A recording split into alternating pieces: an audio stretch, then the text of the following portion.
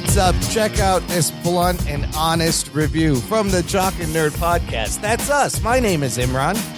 My name's Anthony. He's the jock. He's the nerd. And he's the rug boy. What's up, guys? Jock and Nerd. All right, fellas, let's get to this week's movie review. We will be reviewing Dwayne "The Rock" Johnson in The Smashing Machine. Here's your spoilers. Strap yourselves in, you fucks. Spoiler time. It's a sports movie. It's a jock movie. We're actually doing a sports movie. So, I mean, it's thank God. Sort of. Yeah. Well, it's a sports movie. So yeah, this is a definite change of pace, though, from last week's movie. This one, written, directed, co-produced, and edited by one Benny Safdie, one half of the Safdie brothers, who you may know from Uncut Gems. And Benny was actually in Happy Gilmore 2 in the movie. And some other movies, but it is based on a documentary from 2002, also called The Smashing Machine, The Life and Times of Extreme Fighter Mark Kerr. On Rotten Tomatoes right now, this thing is holding a 73% tomato meter, 78% popcorn meter. On Metacritic, I looked, it has got a 64. What is that on Letterboxd there, Anthony? Do you know? That's a good question. Let me look it up real quick. Let's see. It is a 3.4. It's okay. Okay, 3.4. This movie was made for $50 million. I bet The Rock got a nice chunk of that. And how does it perform opening weekend? Well, let's take a look at this weekend's box office. It's kind of crazy. Opening at number one is a movie that was announced just 2 weeks ago with one Instagram post from one Taylor Swift. It is the official release party of a showgirl. It's not even like a movie.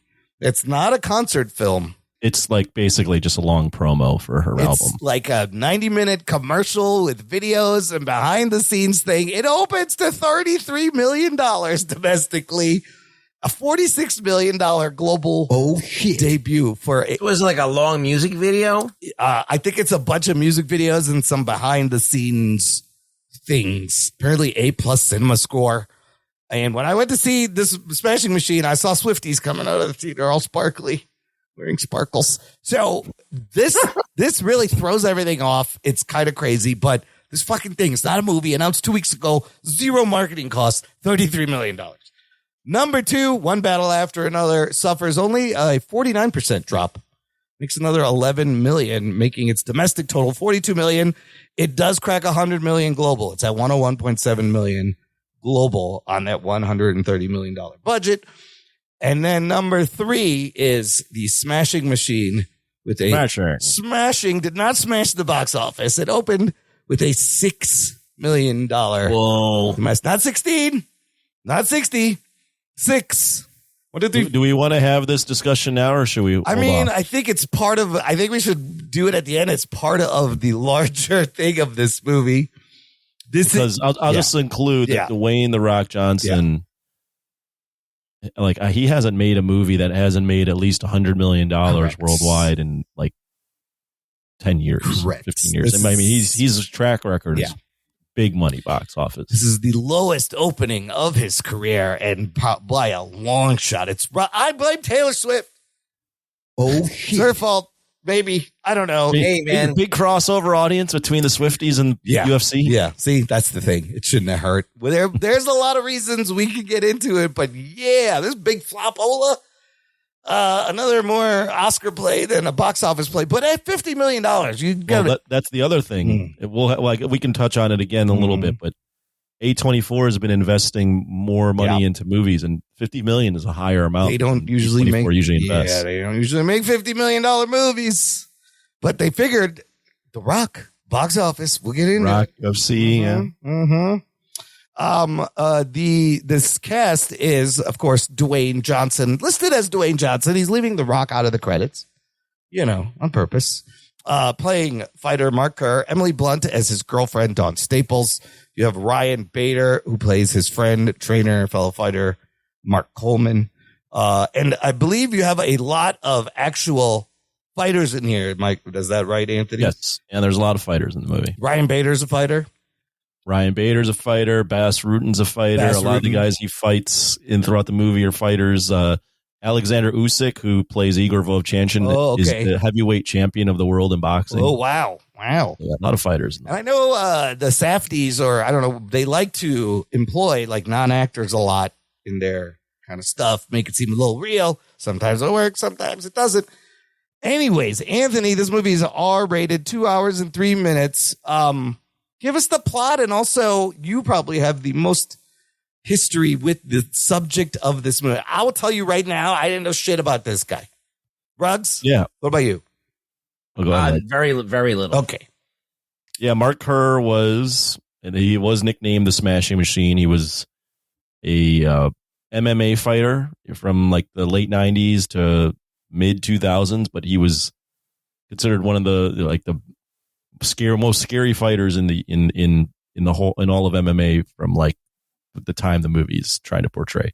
So this movie is about Mark Kerr's life as an MMA fighter, his relationship with Mark Coleman, played by Ryan Bader, his relationship with his his girlfriend, from 1997 to 2000 is what the movie, I believe, is trying to portray. Yes. And this movie's based on a documentary in 2002 called The Smashing Machine, about Mark Kerr and like that period of a time in his life and how he was addicted to painkillers and all that. So it's more of like a slice of life where you're getting different moments throughout his life rather than like a continuous narrative. Yeah. But yeah, I mean, I'm very familiar with Mark Kerr and his rise and fall in MMA. Okay. The only thing that I know about Mark Kerr is that Don Fry from Final Wars. Oh, yeah. Doesn't like him. Oh, really? You knew him? Yeah, I just heard Don Fry shit talk him all the time. Oh, that's funny. So Don Fry is funny. And if you're making a movie about a early UFC fighter, why not Don Fry? Because that guy was fucking everybody up. That guy's crazy. All right, since you know the most, we're gonna go backwards. Ruggs, let me know opening thoughts. What'd you think of the movie once it finished? Okay, well, let me just preface this with I went to the theater. It was Sunday, midday, and it was literally in the smallest theater in the entire Cinemaplex. Yeah. So it was like a tiny theater, and there was nobody in there except for like me and like 3 other people. So yeah, the box office speaks for itself. I was gonna go watch a movie about a UFC guy, and that's what I saw. I wasn't really upset at the movie in any way, but I didn't think it was like the best ones of these movies that I've seen. It was good, but they could have. I think it didn't step on the gas enough. It didn't really dramatize it enough to like bring it to the heights that it needed to be. It was kind of a very even keel movie. Yeah. So I didn't hate it. Yeah. I thought it was okay. I thought The Rock did a good job. I thought the story was interesting. Okay. So like I pointed out Don Fry before, and you're like, well, why did he make the movie about this guy? And because this guy's a different kind of guy. He's like a very soft-spoken, gentle giant. Yeah. And he's not overly like, even though he's got fits of rage here and there, he's not like this arrogant asshole. Right. Like super macho guy. Yeah. He's just this guy. He's like soft-spoken. He just wants to win. Yeah. And so it's just a different dynamic than I expected. It wasn't this hyper like, it wasn't a hyper masculine movie, even though The Rock is this big, powerful guy in the movie. It was just strange. It was a subversion of expectation. Yeah. And instead of watching him win, you watch him lose. Here's my opening impression. Again, same thing. Did you just take a hit? Maybe. Yes, he definitely did. Maybe. Can you smell it? Can you smell what the Just the way you breathed in before you said something. Smoking. Yeah. Also had a little quiet theater, and this thing was showing at weird times. They didn't put it in a lot of theaters. Again, I blame Taylor Swift because she took over all the screens. Right. But the whole point was for me going in, can The Rock pull this off? Can he disappear into a role? Can he be dramatic? And I'm going to tell you, I was kind of impressed by this performance. He's wearing prosthetics. it is like you said, it's a very soft-spoken, intimate story, and you're just hanging out with him. And I got the sense that this guy, we respected his fighters and he cared about the sport. But when he got in the ring, he'd fuck you up. And the fucking Rock is massive in this movie. I just kept staring at his fucking shoulder. I was like, that is huge. He's so big. Yeah, his traps were his ridiculous. traps and his shoulder. And I was like, Jesus Christ. I liked the drama. I enjoyed the movie. I was invested. I liked hanging out with them, learning about his home life and the pride and the rules change and going through the fights and the whole journey, right? I thought it was impressive. I was like, oh, this is very documentary-like, right? And then I get home. And then I look it up and I'm like, oh, it's based on this documentary called Smash. And let me check this out. This documentary is not available anywhere. I was like, okay, that's weird. I found it on Daily Motion, low res in parts. And I watched like the first half hour of this thing. And I realized that Benny Safdie just reshot this whole documentary. Almost shot for shot. It's the same sequence of events in the beginning. It's the same thing. And I don't know how I feel about this. He redid the documentary as like a fiction biopic. And I'm not sure how to feel. Even the dialogue, all those scenes is straight from the documentary. It's not like he watched the documentary and was like, here's my take on this story. Let me add some. No, he's just redid the documentary. So the story was interesting, but I was like, that's weird. Cause usually in a biopic, you find out about when they're kids, I kind of would have liked to learn why he started fighting. Where's his family at? A little bit more. Well, I said this on my review. Yeah. Is that after I watched the film, I went and I watched some YouTube videos to get more context. And I watched like one YouTube video that was maybe like 15 minutes long. I learned more about this guy than watching this movie. Huh. I learned so much more. Like it was, yes, we were there with him and we experienced certain things we knew, but we didn't get the whole story, and they didn't really like. There's 3 different things you could talk about in this. You could talk about addiction, right? You can talk about the absolute narcissism of both people in the relationship. Yeah, how he just cared about his career pretty much. Yeah. He was focused, laser focused on that, and how she just wanted fucking someone to party with. Mm-hmm. But they never really got into any of those things really well. They just kind of like glossed over them, and it didn't do any of those things as good as they could have.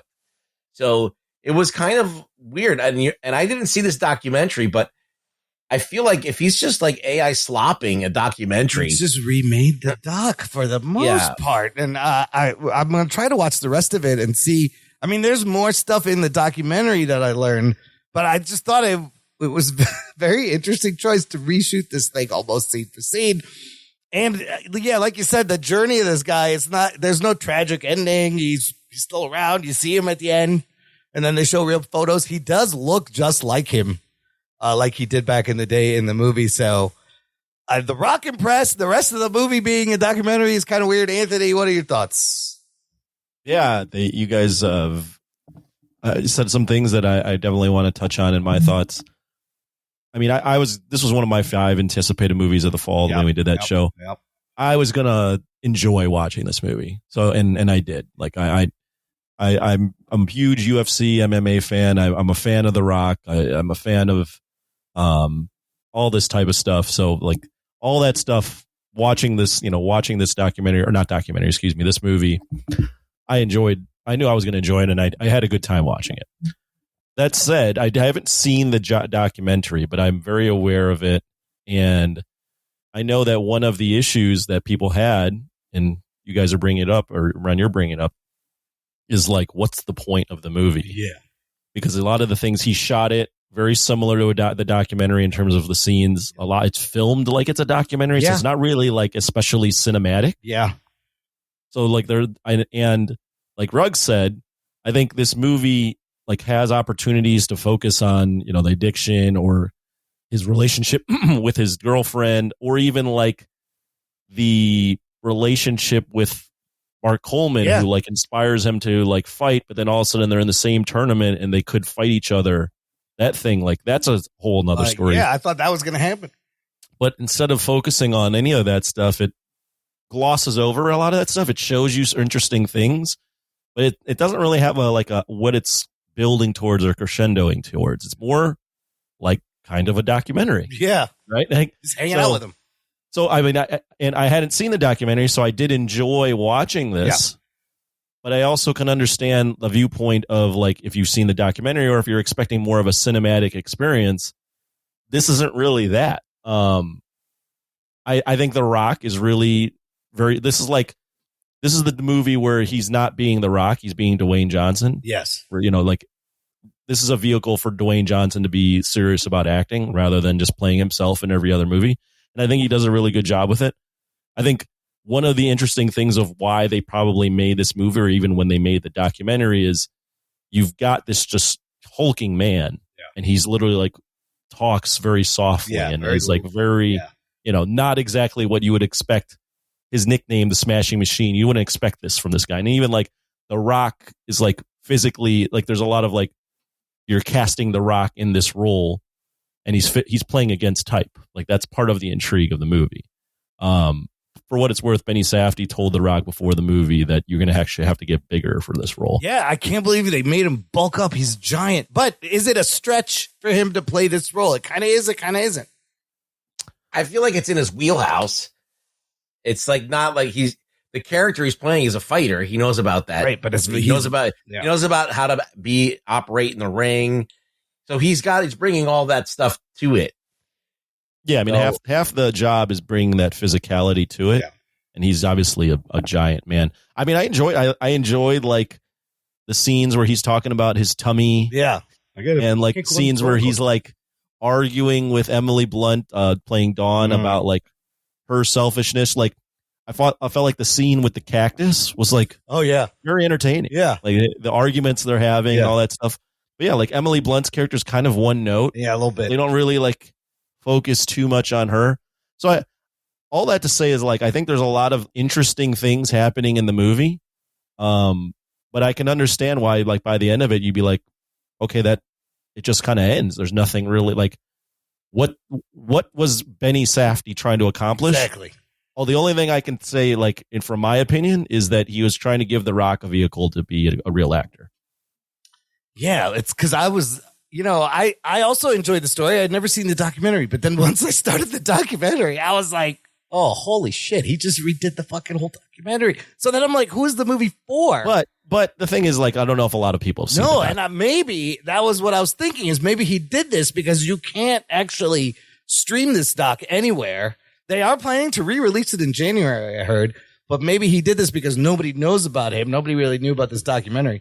But I would think you would add a little bit of your interpretation, and a biopic usually involves like, where's his family? Like there are some things he changes, but I don't know for sure like when those. As far as cachet in the UFC, I mean, this guy is not like even the biggest name, right? He's just of like, he's not right now, but I mean, at the time when he was one of the best, he was the scariest man in the world, right?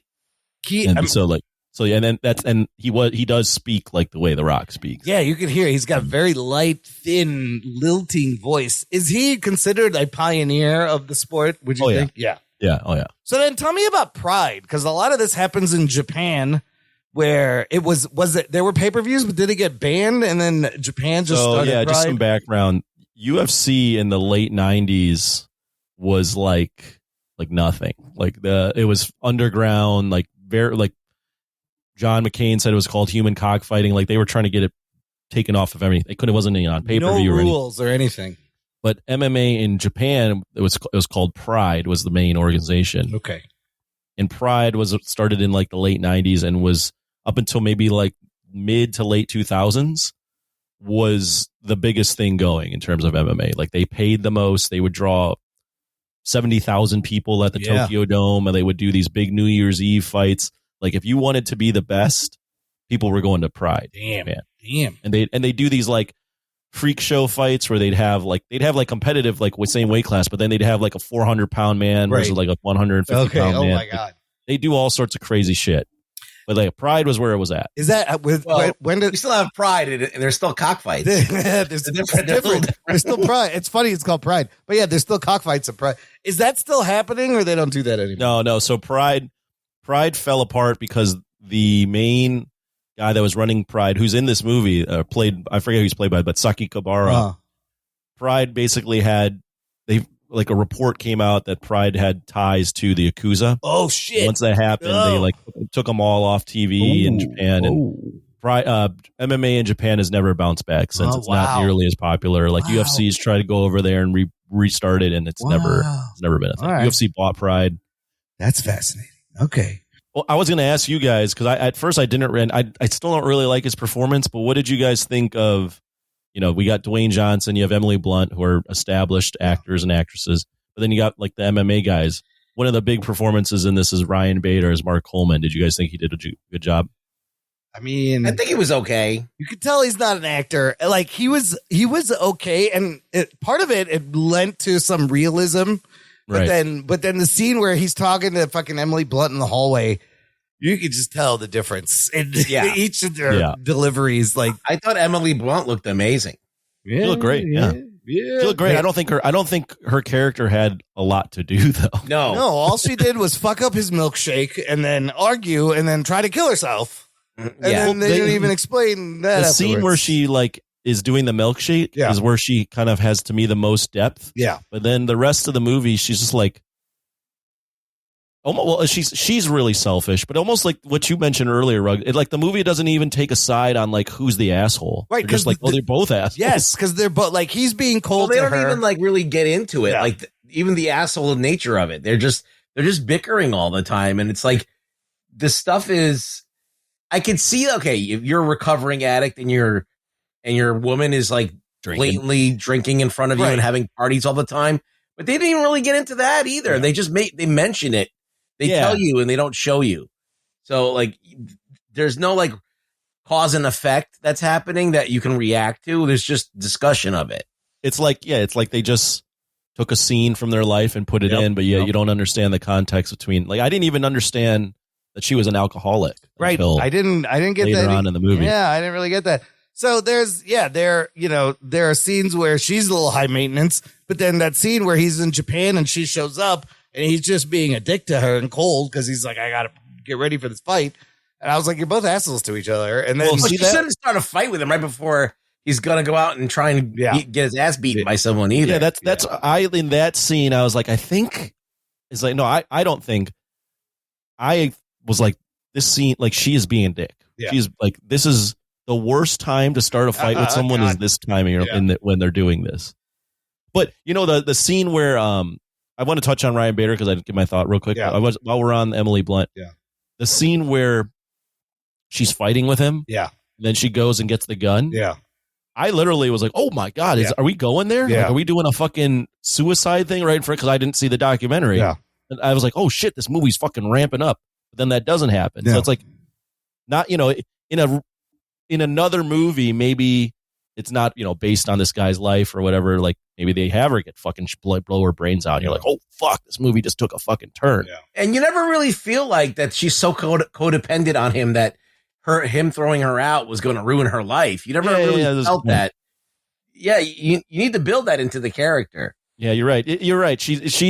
She almost seems like she doesn't want to be around. She seemed like ambivalent. Yeah. It is. Yeah, because the scene where she like goes on the ride, right? When she's on the ride and she's like, she's all like happy. I think the scene is trying to portray that she's fucking like, I feel free from this man for now. I can hang out. Like I can enjoy my life for a second. See, I don't even know if I got that. It was just he couldn't go out. He had a soft tummy, and she's but she gets on there and she like starts going, like she's like happy and she's turning around and stuff, and it's like clearly she doesn't want to be around him in this moment. But guess what? After the fighting and the suicide and then breaking apart and getting back together, they tell you at the end they get married 11 days after that last fight, and I think they're still married. No, they're not. They're not married. They had bad codependency problems. They were like a toxic relationship. Yeah. And for him to call her out when he's clean is kind of, that's the thing to have. It's kind of a dick move too, but. Well, yeah, he's kind of on his high horse as well. He does this whole holier than thou when he was right there with her. But the opioid addiction, the parts where he's like sitting there high, I mean, that kind of worked. They never explain the teeth either. The teeth? Yeah, he's got no teeth in the hospital. Oh. And then they never explain it. Took him out.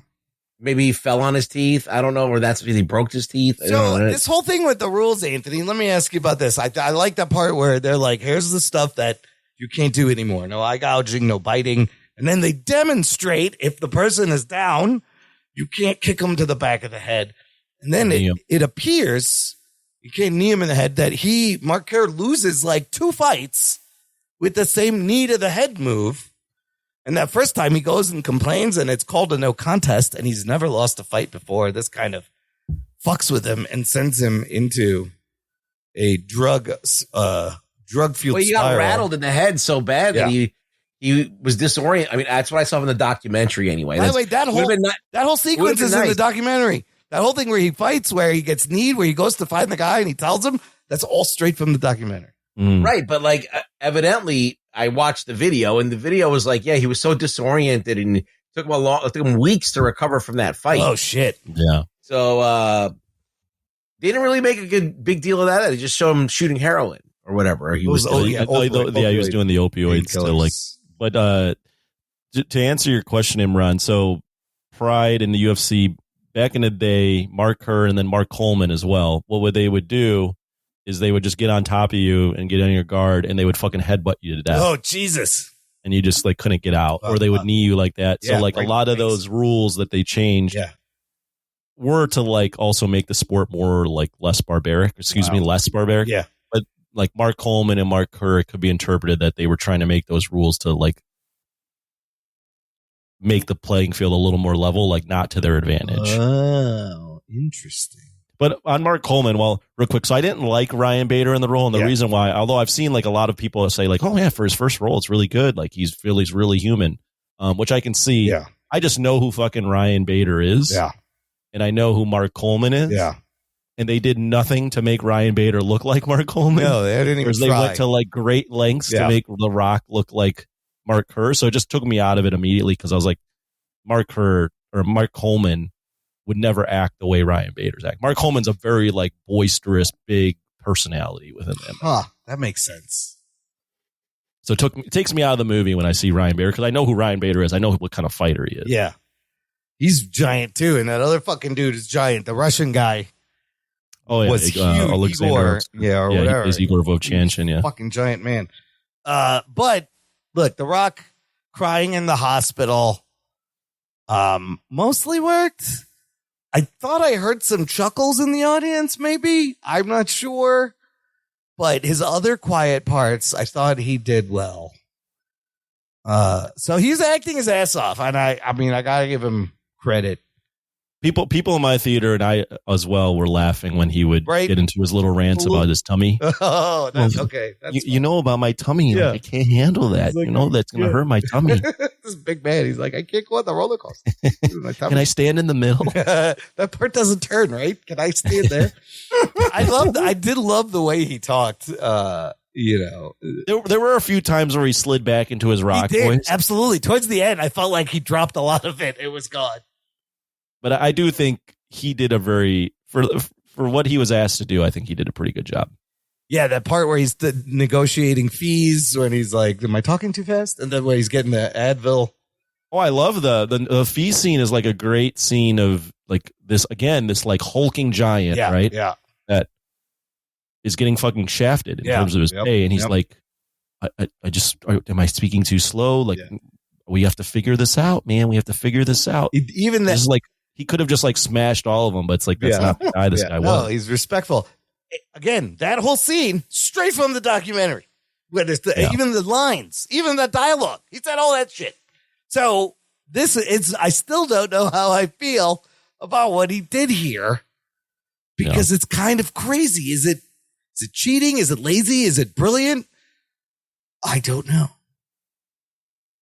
I don't know how I feel. I think ultimately for the conversation I've seen and what we're having is, well shot movie if you're in terms of going for that documentary feel. But what was he trying to get across? It was lacking something. Yeah. It wasn't like on paper and the performances and what's going on. They're all fine. It's a fine film. It's a good way to, if you've never experienced the UFC in the late 90s and the early 2000s, what it was like. It does bring you that. It does bring you into wherever he lived, where he lived in Arizona. It brings you into Arizona. It brings you into all that stuff. It does do it. It brings you into that 90s, that John Cicada pumping all the time. Like all that music, all the needle drops. It does its job. It just lacked a narrative punch. It was lacking something. It was lacking something. And I don't know. And if you're saying that the documentary gives you this and more, I would rather watch the documentary and get the real scoop. I mean, I like how they shot it in VHS, those parts, because that looked authentic. But that, again, it's in the documentary. It's exact. So I did like the scene where Bass Rutten gets hurt. Yes. Training him. Oh yeah, that was pulls crazy. out the opioids and it's like, I promise I'm not using. He's like, I'm not using, but this will make. He talks him through how it's like going to make him feel. And then he's like, "Whoa, man, this is great." But you can see in that scene why potentially Mark Kerr's character was addicted to them, right? Oh yeah. But the thing that scene works for me, but then the scene where Bass Rutten is like, "Hey, like, you think it's a good idea to go back to Arizona?" Yeah.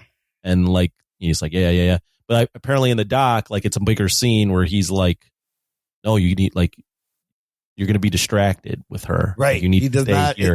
You need to stay with me. Like it's going to be a distract. Like they don't really get into that, It's so I agree with Ruggs. Like there's a lot of parts where the movie could hone in on things, but I don't know. I don't think it seemed like Benny Safdie, who directed and wrote the movie, wasn't really interested in like any of the any depth to anything he was doing other than like, let's just show his life. So I did get the sense that his trainer Baz didn't like that he was going back, but it was all just like a look. That was it, right? And right. That was it. But did Safdie do this to just go to Dwayne and be like, watch this, and I want you to just do this. Here's the documentary. We're going to redo this. So you can listen to him talk. You can see how he moves to make it easier for him to get into character. I don't know. I don't know why you would do this. The Rock did he went and had a vocal coach, and Benny Safdie said to him that he wanted to film most of the fights, all the fight scenes as much as possible on camera and not cut away. Not to use a stunt double and all that type of stuff. So when all the chips lay down, do you think this was good for The Rock? Or do you think, what do you think? How does this pan out? This is a good question. I'll answer. Yeah. So to me, it depends on what The Rock's goals are. I feel like The Rock took this movie to be like, hey, I want to be taken seriously. I haven't been taken seriously in Hollywood. I'm a big draw, but I think I've played it safe for the last 10, 15 years. I think he took some challenging roles in the beginning, like Pain and Gain and other things. Yeah. But he's just played himself. So I think this movie was a vehicle to get him more credibility within the industry while also making A24 some money. I don't think it's going to make A24 that much money. If anything, it might be a loser. But I do think if the vehicle was to like get him more credibility, I think there's more people coming out of this movie, like if you see it, that go, okay, The Rock actually can act a little bit. But based on the box office, do people want to see that? Yes. Do the audiences just want to see The Rock be The Rock? Clearly, when he's The Rock, he opens big. Right. Which goes back to my question. Who is he making this movie for? Because he's got to know Rock's got a fan base. But are they going to dig this, or did he not care and just wanted to give The Rock, Dwayne, a chance to really act? Well, this reminds me of like when the comedians do something serious or when the big action guys do something serious. So like the movie I'm thinking of, or the actor I'm thinking of is Adam Sandler, like when he did like Punch Drunk Love and stuff. Or even Uncut Gems with the Safdies, right? Well, Uncut Gems was way later. I'm talking about when they first dive into that stuff. Or like Yeah. Eddie Murphy doing that weird movie, Life, or not Life. Yeah. I forgot what it was, like Click. Yeah. Robin Williams did a bunch of dramatic Yeah, roles. it's like, Well, do people want to see that? That's well, Adam Sandler did a lot of serious acting films, including Uncut Gems, but he did like a bunch of them. But they were never super successful. Right. They were all like these things. He was a basketball coach here and did this and that there. Right. So he's done a lot of that stuff. The question is that what does The Rock want to do? Like, what kind of roles does he want? Like, what is he looking to play? Well, apparently he's going to continue down this line of like real acting roles because I think he's linked to the next Martin Scorsese film. Oh, Jesus. I mean, how much does it fuck with his head that he's not the box office draw? Maybe he thought he was. Also, he doesn't look like him. I mean, with the prosthetics. So I don't know. I'm thinking of like also like Dwayne John. Sorry, not Dwayne John. Sylvester Stallone. Right. When he did like those two movies in the 90s after that run. He does Copland. Copland in the movie where he's like with the grandma. Oh. No, Stop Or My Mom. My mom was true. Those two movies, and it was like, oh no, like we don't want to see this. Well, Stallone got tricked into making that one. Arnold Schwarzenegger played a dirty trick on him. But Copland, I heard he's really good, and he's great. Yeah, in that. and I think he can. He's good in that, but no one went to see it. Yeah, people didn't want that. Yeah. It's like it's the balance, right? It's like how do you balance? Yeah, it's a weird thing. Being you're this mega star that's known for being The Rock, and then now you're pivoting this part of your career. Maybe it takes some time. Maybe it takes 4 or 5 movies, and maybe he never gets to like the big $200 million, $300 million movie. But maybe people start to be like, oh, okay, like. Well, if he wants to do this, he's Dwayne Johnson. He's going to have to start over a little bit, and he probably should have taken a little bit of a pay cut. So this movie didn't cost. Who does he want to be though? Like who does he want to be? Like a Samuel L. Jackson or who is he trying to emulate here? What's his goal? I think he wants to win an Oscar. I think he wants to be known as. I think he wants to be more than just the Rock. Like, you do think it's a race between Batista and Cena and The Rock, who wins a fucking Oscar first, or who gets the better accolades? Batista's, I don't think he's getting there. I mean, I think Cena and Dwayne are the best right now with what they're doing. So, yeah, by the way, so The Rock, so he had, just to show you what he's doing next, he's going to be in the Moana live action movie. That's probably going to be huge for him. It'll make him feel better. Johnson was also cast in a crime drama. Oh my God, he's doing so many things. Directed by Martin Scorsese and with Leo and Emily Blunt. Get the fuck out. And also he's going to reteam with Safdie for a film called Lizard Music based on a Daniel Pinkwater teen novel. Dude, he's got 13. He's doing all sorts of wild 13 upcoming things. He's doing the Big Trouble in Little China remake here also. Holy shit. Doc Savage. Where are you seeing that? That if you go to his IMDb upcoming, there's 13 things. Big Trouble in Little China, Breakthrough, Doc Savage, Jungle Cruise 2, Lizard Music, San Andreas 2, The King, Untitled Fast and Furious, Untitled Hawaii Set Crime Drama, Fast X Part 2, Jumanji 3, and Moana. The fuck? I feel like a lot of those are just thrown on there. Yeah, I don't know that he is. They're not actually starting. The Hawaii movie you mentioned is the Scorsese film. Oh, that's the Scorsese one. Yeah.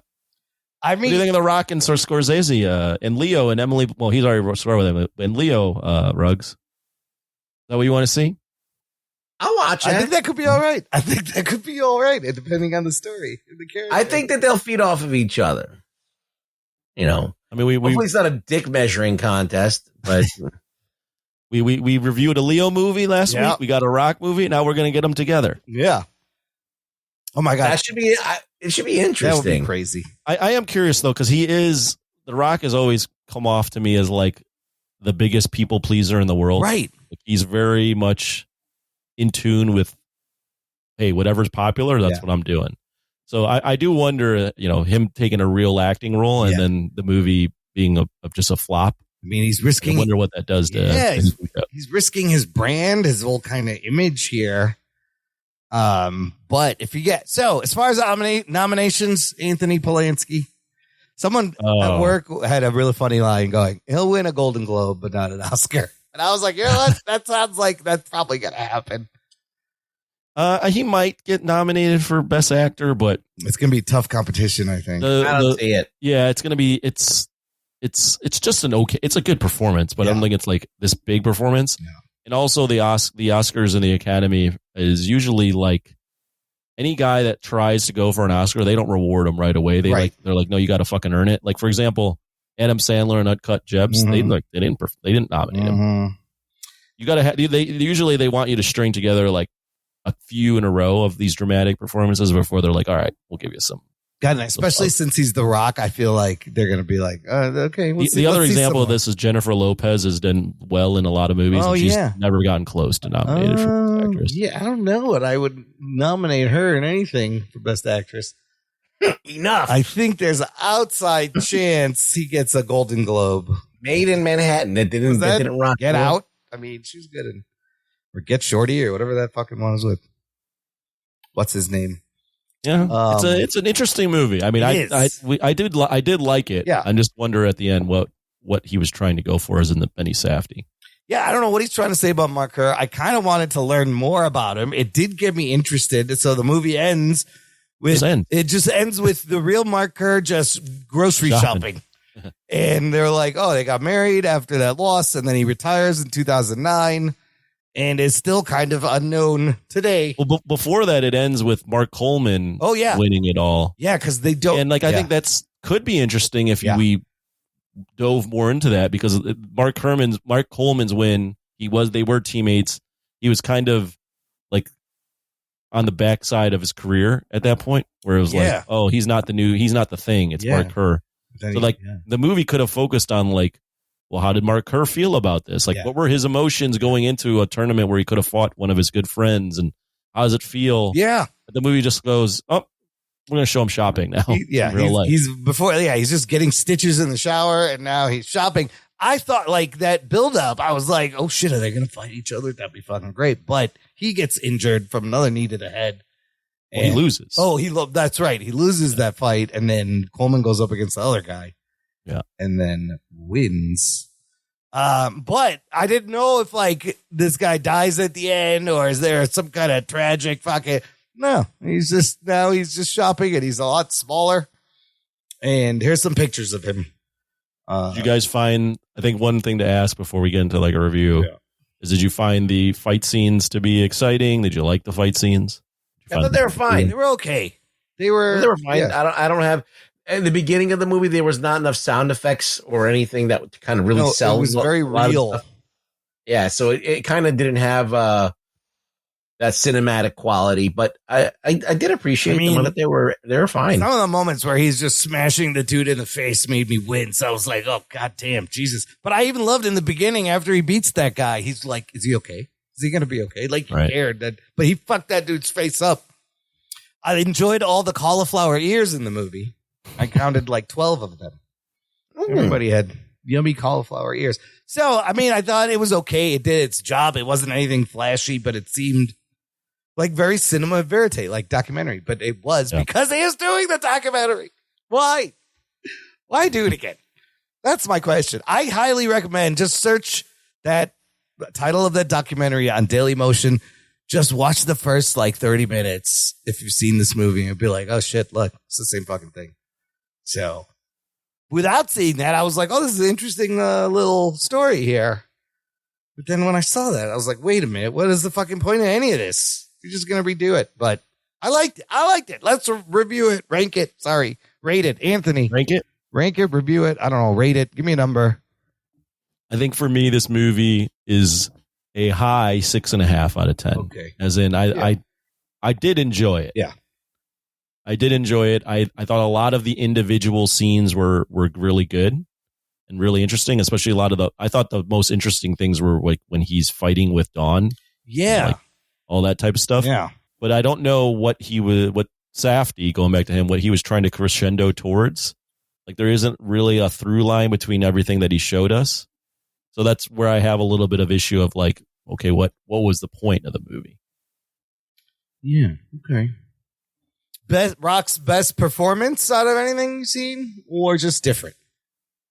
I mean, his best dramatic performance, but in Fast Five, baby. I mean, he's pretty good. He's good when he hams it I like up. him in Baywatch a lot. He's great in that. Yeah. He just likes to do movies with the word red in the title for Netflix. Just Sure. That's all he wants to do. Ruggs, give me a number. 6.75. No. It's almost on the recommend. I could almost recommend it. I think if you like UFC and you like watching The Rock, I think you'll enjoy yourself. It just won't rise to the heights that you expect, but I think that you'll still feel like it was a good couple of hours spent at the theater. I enjoyed it. I didn't love it, but I enjoyed it. Yeah, I'm about the same. I like your 6.75 because it's like a hard 6, soft 7 kind of for me. But I really was going in paying attention to Dwayne Johnson, and he acted his ass off. I gotta say, he did. I think it's a good story. I wasn't bored, and to see him in this role is very interesting. It's very different. And I think he pulled it off. I just don't know why you reshoot a whole fucking documentary. Give us a little bit more. It needed a little more depth. I would have learn a little bit more about all these characters. But I think if you're a UFC fan, you're a Rock fan, I think you will enjoy this. It's different. So